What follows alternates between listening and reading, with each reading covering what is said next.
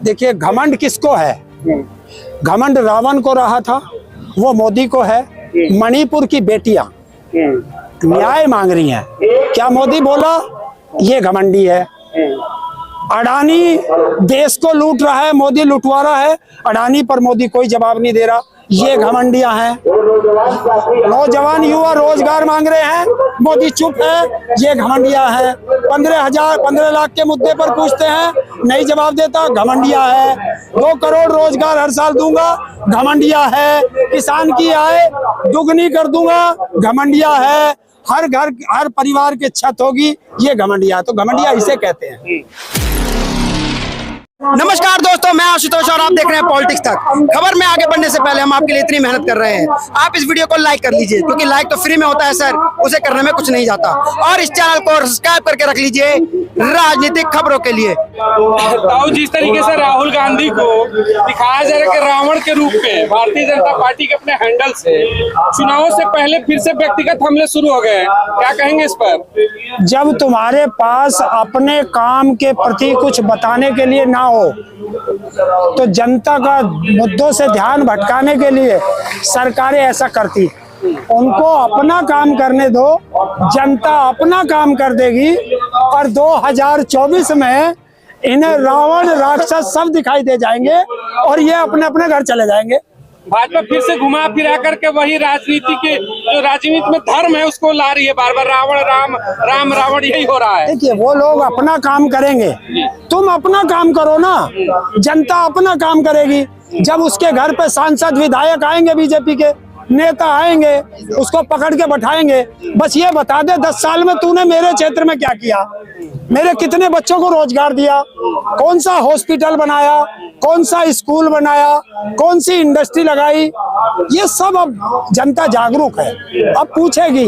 बहुत हुई महंगाई की बार, ये 2014 का नारा था इनका, तो अब वो पूछेगी जनता। बहुत हुआ नारी पर अत्याचार, ये सारे दोहे इनके ऊपर अब लागू करेगी जनता। जिसे 2 अक्टूबर को बिहार में जातिगत जनगणना की रिपोर्ट आई, उसके बाद केंद्र सरकार से मांगे उठ रही कि पूरे देश में जातिगत जनगणना हो, लेकिन मोदी की इस पर चुप्पी है। देखिए, जो मोदी जब आया था तो ये ओबीसी का बन के आया था, ओबीसी का लाल बन के आया था। और ओबीसी में अभी बिहार में जनगणना में 63% ओबीसी आया। और जब पता चला कि दिल्ली के अंदर जो इसके सचिव हैं वो 90 में 3 ओबीसी हैं, तो ओबीसी का सबसे बड़ा दुश्मन अगर कोई है तो वो नरेंद्र मोदी है। और देश में जातिगत जनगणना होनी चाहिए। और मैं वादा करता हूं देश की जनता से, सरकार आप बदलो, देश में जातिगत जनगणना मैं करा के दूंगा। और अगर जो सरकार नहीं करेगी उसके खिलाफ बैठ जाऊंगा। अरे पिछड़े का बेटा हूँ, मंचों से कहते पिछड़े का मैं बेटा हूँ, मैं पिछड़ों का ख्याल रखूंगा। देखिए, पिछड़ों का एक बेटा वहां भी बनाया था यूपी में, उसे मुख्यमंत्री के पद के लिए भेजा गया था, पिछड़ों ने बनाया था। और वो जाकर के स्टूल पे बैठ गया, स्टूल मंत्री बन गया। तो जनता ने अगले चुनाव में उन्हें जमीन पे पटक दिया। लेकिन ये राजनेता है, पिछले दरवाजे से आके फिर स्टूल पे बैठ गया। तो अब जनता इनसे पूछेगी, नरेंद्र मोदी से पूछेगी कि बता तूने पिछड़ों का अधिकार क्यों मारा, बता तूने ओबीसी का अधिकार क्यों मारा, एससी का अधिकार क्यों मारा, एसटी का अधिकार क्यों मारा। एससी, एसटी, ओबीसी और माइनॉरिटी 84% है।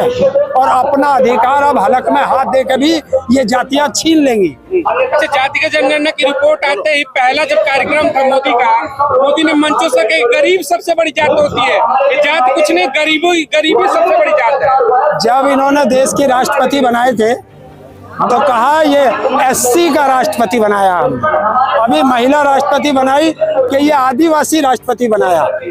और अभी जाति देख देख कर टिकट दे रहे हैं और जाति से भाग रहे हैं। तो ऐसा अब जनता नहीं करने देगी। जो भाजपा समर्थक है वो बार बार कह रहे हैं कि जो राम को लाए थे हम उनको लाएंगे, और गृह मंत्री भी कह रहे 350 पार अब की बार, क्या कहोगे ताऊ? देखिए, गृह मंत्री से पूछते, बंगाल में भी कहा था, राजस्थान में भी कहा था, हिमाचल में भी कहा था, कर्नाटक में भी कहा था, दिल्ली में भी कहा था, कहीं हुए क्या पार? ये जनता है और जनता इस बार मंद बना चुकी है। जनता ये नहीं देखेगी कि किसे जिताना है, जनता ये देखेगी कि हमें किसे हराना है, ये देख रही है इस बार जनता। और इस बार चुनाव जो होगा जनता वर्सेस मोदी होगा। जनता ही चुनाव लड़ेगी मोदी के खिलाफ। देखिए चुनाव में से पहले, क्योंकि अब मोदी भी चुनाव नहीं लड़ रहा, अब ईडी, सीबीआई और इनकम टैक्स चुनाव लड़ रही है, तो उनसे लड़ने के लिए और वो अपनी जान बचाने के लिए ये विपक्ष के इंडिया गठबंधन के लगभग 60% नेताओं को चुनाव से पहले जेल भेज देंगे। तो आपने इंडिया गठबंधन का जिक्र किया, इंडिया को मोदी का एक घमंडिया है, सारे परिवारवादी इकट्ठा हो गए, घमंड है इनको, देश बच के रहे इनसे। देखिए घमंड किसको है? घमंड रावण को रहा था, वो मोदी को है। मणिपुर की बेटियां न्याय मांग रही हैं, क्या मोदी बोला ये घमंडी है? अडानी देश को लूट रहा है, मोदी लुटवा रहा है, अडानी पर मोदी कोई जवाब नहीं दे रहा, ये घमंडियां हैं। नौजवान युवा रोजगार मांग रहे हैं, मोदी चुप है, ये घमंडियां हैं। 15 लाख के मुद्दे पर पूछते हैं, नहीं जवाब देता, घमंडिया है। 2 करोड़ रोजगार हर साल दूंगा, घमंडिया है। किसान की आय दुगनी कर दूंगा, घमंडिया है। हर घर हर परिवार के छत होगी, ये घमंडिया। तो घमंडिया इसे कहते हैं। अच्छा, मोदी पे अगर हम बात करें तो एक सवाल ये उठता है कि मोदी अच्छे दिन के वादे कर आए थे, फिर हो रहा है कि 24 में लाइए, वर्तमान की सरकार को कहते हैं कि राम राज चल रहा है, स्वर्णिम काल चल रहा है, क्या ऐसा है या धरातल पर कुछ और ही दिख रहा है? जहाँ 4-4 साल की बच्चियों के साथ रेप होता हो, जहाँ हमारी बेटियों को नंगा घुमाया जाता हो, है क्या आप हाथरस कांड भूल गए? अंकिता भंडारी उत्तराखंड का कांड भूल गए? क्या उन्नाव कांड भूल गए? क्या लखीमपुर खीरी कांड भूल गए? क्या मणिपुर कांड भूल गए? कोई सा कांड आप भूले? इसे में राम राज में बताइए किसकी इस्मत लूटी थी?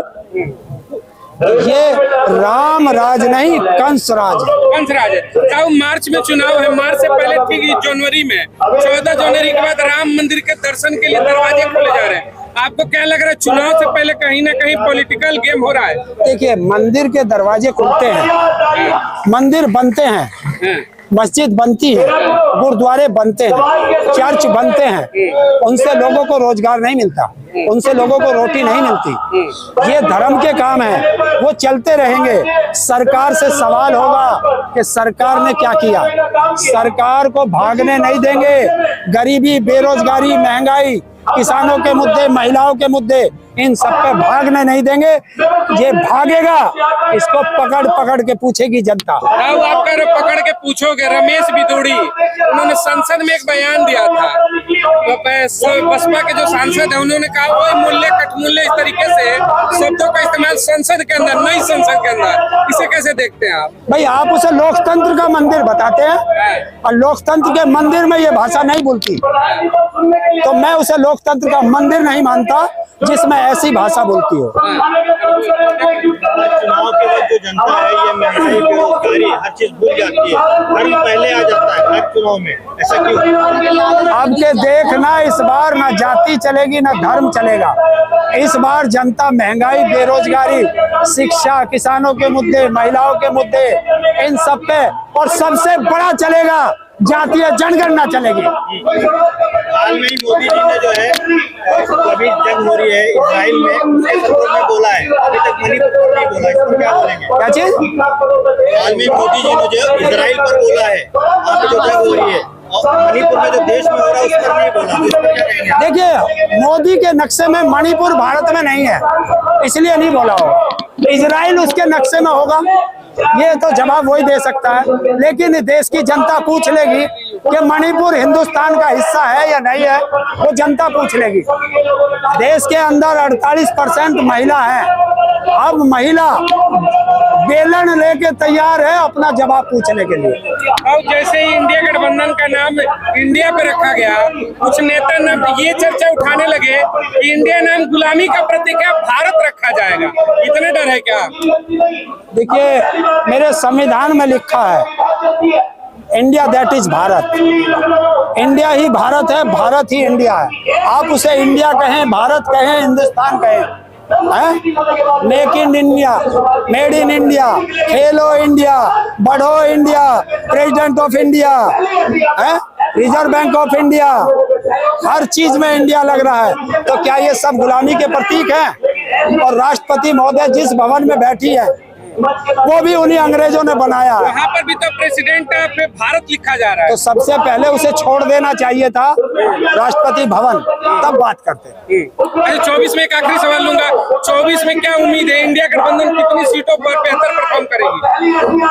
देखिए, इतनी पे करेगी आपने सोचा नहीं, सरकार बदल देगी, ये पूरा कंफर्म झोला है। उठ जाएगा इस बार? है? झोला उठ जाएगा इस बार? झोला जाएगा कंधे पे लद के, लेकिन चेक होकर के जाएगा। अच्छा, चेक होगा? चेक होकर के जाएगा, क्योंकि देश को इसने दिया कुछ नहीं है, तो लेके क्या जाएगा? लग रहा है झोले में कुछ मिलेगा आप लोगों को मोदी के? बहुत कुछ मिलेगा।